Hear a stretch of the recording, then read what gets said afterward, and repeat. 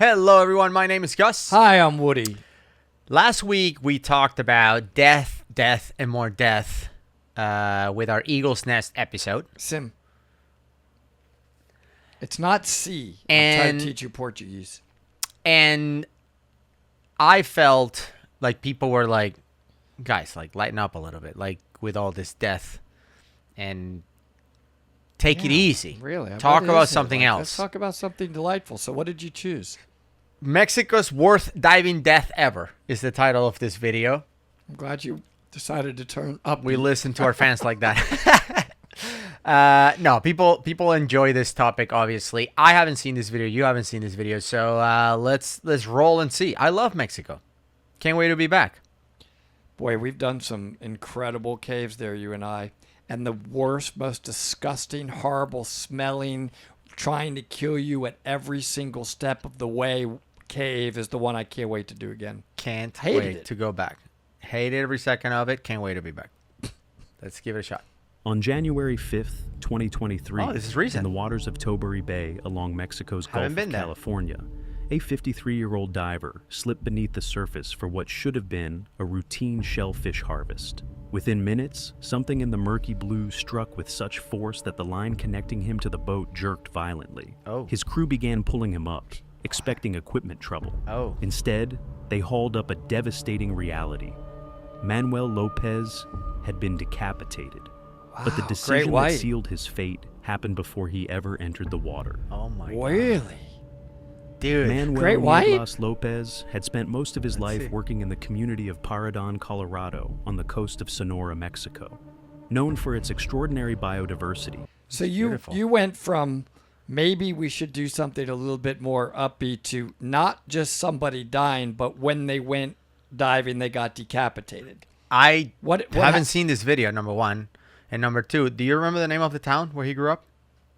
El Diablo. That's the only name I remember in Mexico because I love that cave. Paredon, Colorado. Huh? Just say it. Paredon, Colorado. That's so easy. One of them is a U.S. state. You No, have to that's nail Vail, that. Colorado. I mean, I could say that. Paredon, Colorado. Good. Do you know what that stands for? You should know that. You speak Spanish and Portuguese, apparently. Yes, I do. It depends how you and what you're referencing is what it means. It means colored wall, literally. Yeah. Colored Not wall. always. And by looking at this, Oh. look at all those colors in the wall. Beautiful. This may be the name. I don't know if the name came from there, but look at the colors. On some days, it means get decapitated. Often called the aquarium of the world, Yeah. supports thousands of fishing families. Manuel Look was at that. one of them. By 53, he was not a novice chasing adventure. He was a professional diver, experienced in harvesting calo de hacha, axe scallops, valuable shellfish found 36 to 59 feet below the surface. He worked using a surface-supplied air system, Oh, boy. commonly known as a hookah rig. Instead of carrying tanks, Or a carbon dioxide feeder. Could be known for that. or certain death. compressor aboard the Sorry. boat to send air down through a hose. The setup allowed him to stay underwater longer and move methodically along the seabed. Two tenders remained on deck, monitoring the line and managing the air supply. It was a system he had used countless times. But January is not an ordinary month in the Gulf of California.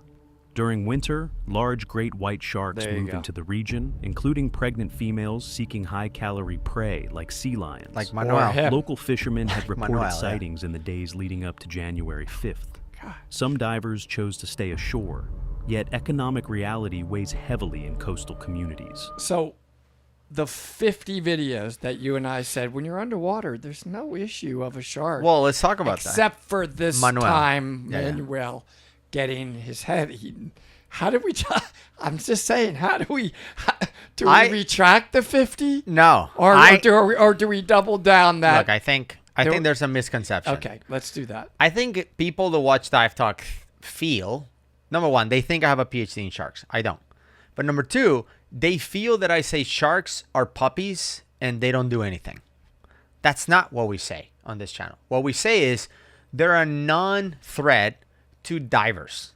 Okay? Have they killed divers before? Except for Manuel. who Obviously. No longer has a head. They I'm have. just saying, this is But- way off. But when you think of diver deaths because of sharks, And one of the comments that I always laugh about it. It doesn't bother me because it's funny.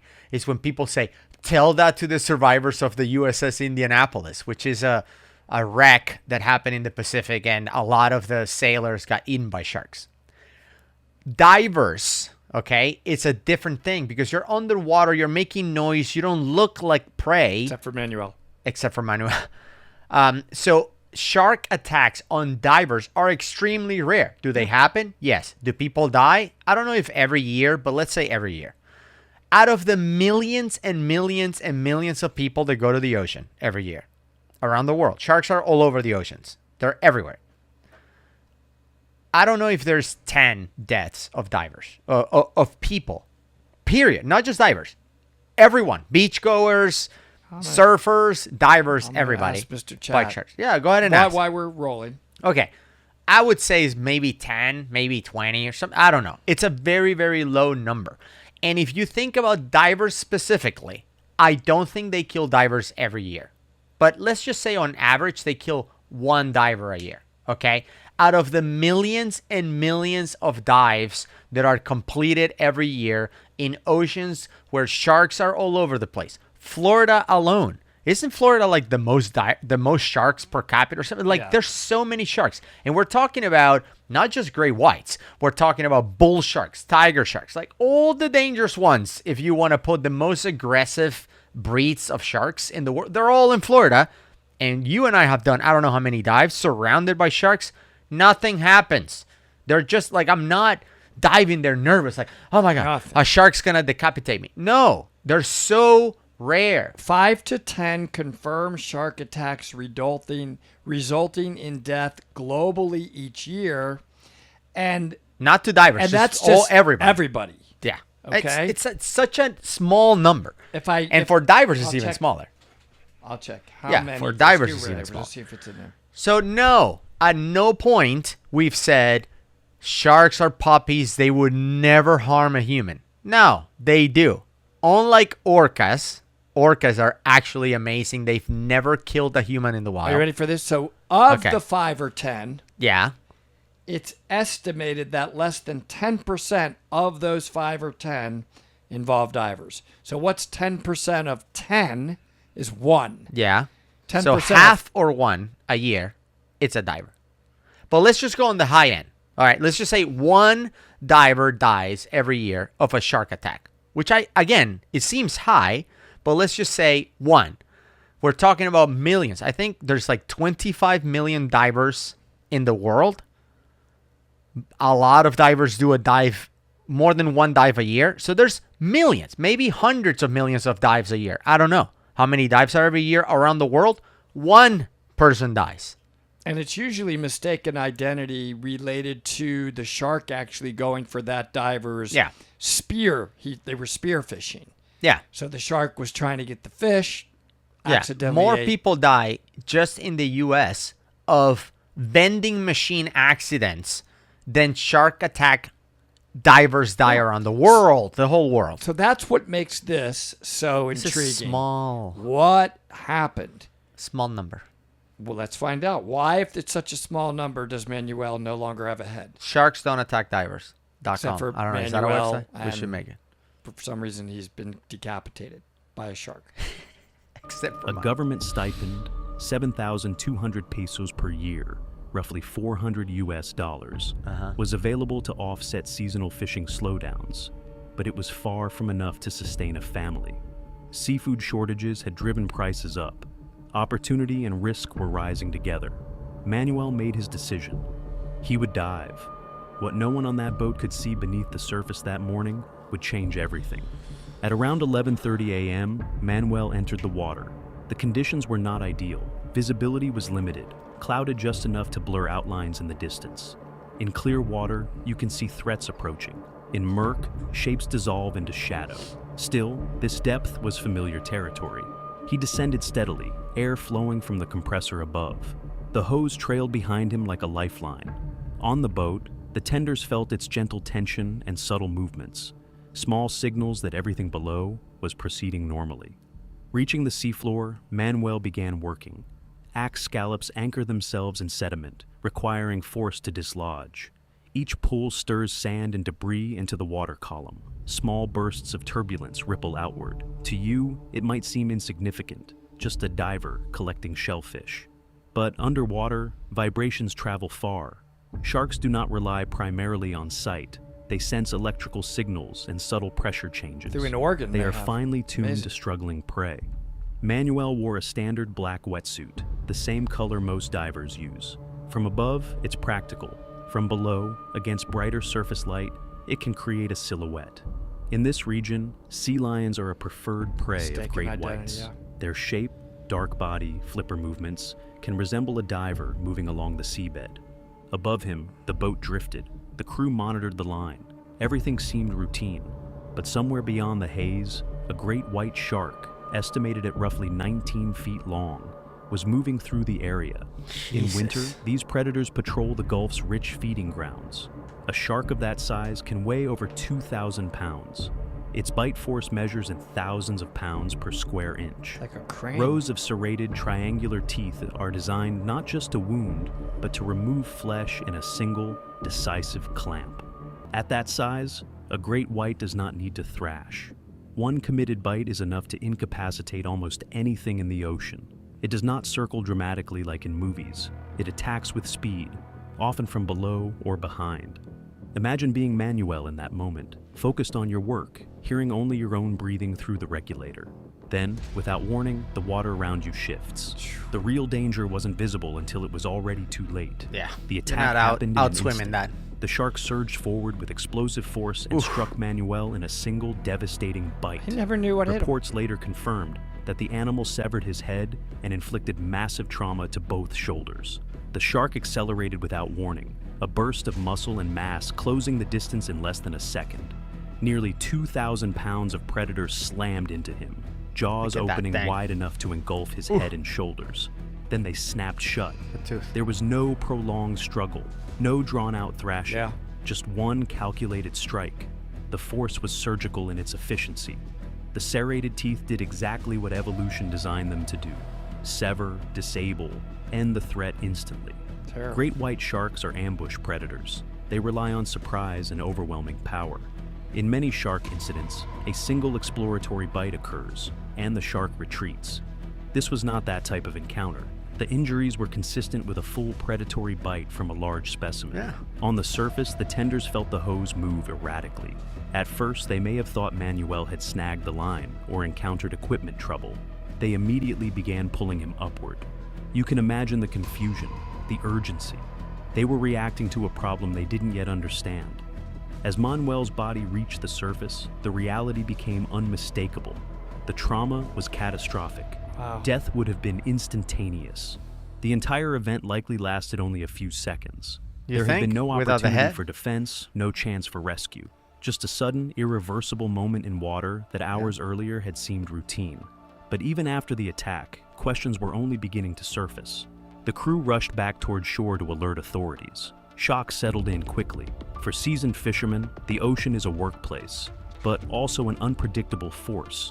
This time, it had taken one of their own. Marine experts later examined the circumstances. Several contributing factors were discussed. Murky visibility may have prevented the shark from distinguishing a diver from natural prey. The vibrations and scent associated with harvesting scallops could have attracted attention. Yeah. The diver's position on the seabed, walking upright along the bottom, likely forced the shark to strike horizontally at the head and shoulders rather than using its classic upward ambush on swimming prey. In the days following the attack, fishing organizations renewed calls for enhanced safety measures, electrical deterrent devices, alternative wetsuit colors, even painting high-contrast patterns on gear. Some biologists suggested wearing a second mask on the back of the head to discourage ambush. Wow. Like maybe the shark would think I'm attacking a person. I don't know if that would Do you work. think the shark will be like, dude, this guy's tripping. He has a mask in the back of his head. No, I'm he not gonna maybe eat that guy. I don't know. I don't know. I mean, honestly, I feel like if a great white shark wants to eat you as a snack, I don't care what you wear or what electronic magnetic thing. He may like that taste. Like we add hot sauce to things. Ooh, it's a spicy one. Has some electronics in it.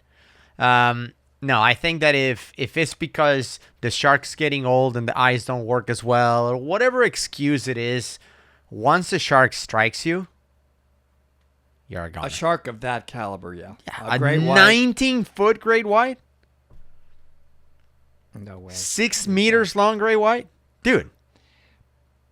But we see how rare it is. I mean, I know we're showing this one, and now everybody's going to like, yo, you guys stop talking about sharks aren't dangerous because You don't know what you're talking you about. just People saw are Manuel like, has no head. I mean, That's it's not- just. don't laugh about it. I'm not laughing. It's not funny. I'm just saying that's how ridiculous some people are going to say we are for Yeah. all the videos that we've said sharks aren't a big threat. They're not. Statistically speaking, they're not. Absolutely, they're not. And this is one of those exceptions. Well, do you think flying is a big threat to your life? It's not, but It's you not. could die. Obviously. Of course, and people have died. Way more people have died flying than with shark attacks. By the way, 2 days ago, I flew back from Brazil on the Delta flight. Listen to this. Are you ready for this? Yeah. Yesterday's same flight from the same airport, Delta, on takeoff, the engine caught on fire. 1 day later, I would have been on that flight. And the guy had an emergency turnaround and land. The tower was literally, the pilot didn't know. The tower was like, hey, You got something you've got a going on. giant amount of flame coming out of your left engine and wing. You're on fire. You would think that there's Let's turn around. there's a light or something that tells you like, hey, there's fire there. You know what I'm Hey, saying? thanks. Land again. I could have been at that same flight. It's the same direct flight from the place I went to. Anyway, we deviate sometimes. What I don't are we know talking why. about? Airplanes and explosions and Oh yeah. decapitation. Well, again, let's just make it clear. We are not saying that sharks don't kill people ever. We're just saying that the chances of a shark attacking you as a diver are slim to none. yes. They're so small. Yep. So you dying on the way to the dive site is way more likely than a shark killing you that day. Yes. Way more likely. Yep. Like a lot. That I would 100% have to agree with. Yeah. So anyway, let's see. And do you still want to go diving in South Florida with bull sharks that are more aggressive, known to be more aggressive than gray whites? If I said, do you want to go on a nice, beautiful drift dive with me in West Palm with bull sharks, has your answer changed at all? No. But this time I may bring a back mask in the back of my head. I hope you do. I want to video that. Please. It'd be hilarious. Maybe there's a way to, instead of a strap, we use another mask. And it's like just double mask. I don't know. You know, that's a new market thing. We should come up with it. And by the way, is there any science data whatsoever of that would have helped? Do you think the shark would have been like, Oh, 3 masks. Hey, dude, Play it safe. good thing you had a snorkel. And a or I tank was in the about front. to decapitate you. Without the snorkel, you're 2 gone. snorkels and a tank in the front. I don't- chest-mounted That I tank. won't decapitate you over. But one snorkel, You're prepared. shoulders and head are Yeah. gone. It's so bad. All right, Manuel. But none of these discussions could reverse what had already occurred. The situation had escalated from routine harvest to fatal encounter in less time than it takes Look at to that draw a thing. breath. Authorities classified the incident as a fatal great white shark attack, Yeah. the first recorded globally in 2023. Listen, It was also the third fatal shark-related death in the region in recent years. In February 2022, diver Victor Estrella was killed in nearly identical circumstances off Sonora. In 2008, Nahum Aguilera suffered a similar fate moments after entering the water nearby. Wow. again, same point. You've said it at least 4 times on this video. Yeah. I'll say it They're going to for the attack us in 5th or the 6th comments. Doesn't times. matter. It's not 0% chance. We've never said that. But the chances are, I don't know what the decimal point is compared to the number of dives that are done this in a year. I don't know what that decimal point is. Yeah. I don't know. It's nowhere close to 1%. It's like, I don't know what it is. Is it 100th of 1%? 1,000th of? It's that little bit of a chance. There is a chance. And there's a chance right now when I drive home and I leave this freezing Arctic environment that you keep this in. Perfect studio, yeah. Or there's a chance that the poison in your left arm that you've That's recently injected I could don't know have what you're killed you. talking about. There's always chances. There's nothing in my arm. I don't know what you're talking about. Yeah, the chances are so small that if you're not worried about driving yourself to the dive site, you shouldn't be worried about a shark attacking you I agree. or killing you at all. I agree. That's it. Sharks are a non-threat to divers. I mean, it's like I can't flying respond. is not a threat to your life. It's super safe. Yeah. Super safe to fly, super safe to dive with sharks. It's not a big deal. Getting too many tattoos, that's risky. Or me, now that I've become a Brazilian cowboy, that's more risky. When I'm bull riding, that bull ride I did at the fair, dude, I lasted. I mean, the 7-year-old, he beat me only because he's been doing it since birth.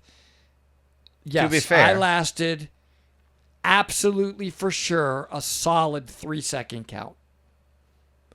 So I would qualify myself as a cowboy. Wow. Whoever may still be listening. I will say that the most dangerous thing about all of that, diving and all of that, is that compressor thing. And we've had a couple of videos. That thing is definitely going to kill you. If you're like, this is shark-infested water with gray whites, the smallest one is 19 feet, I'm like, I'm in. But it's going to be with a compressor? No. No, that thing. That's where I draw the line. That oil hasn't been changed in 10 years. I draw the line at compressor unless diving. You're Shark-infested, I'm in. No, unless compressor, you're special. Unless no. you're special and you have CO2 resistance. If you have something in you that can breathe pure CO2, dive with that thing. And I know that we laugh about it because it's super sketchy and dangerous, unlike shark diving, which is awesome. But there's actually an episode that I remember, an old school episode. Only OGs will remember this, which is when we reacted to... Remember that thing? The kids. Oh. The kids that use compressors to hose. dig for oil, not for oil, for gold in underwater mines. It's insane. In like, where is it? Philippines? I think it's in Philippines, if I remember, or Thailand. It's in Southeast Asia.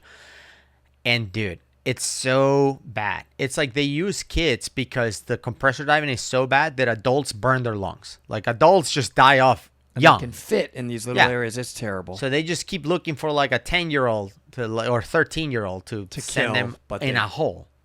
Yeah. And man, it's just heartbreaking, but we did react to it, and in case you haven't seen it, I'm gonna leave it right here.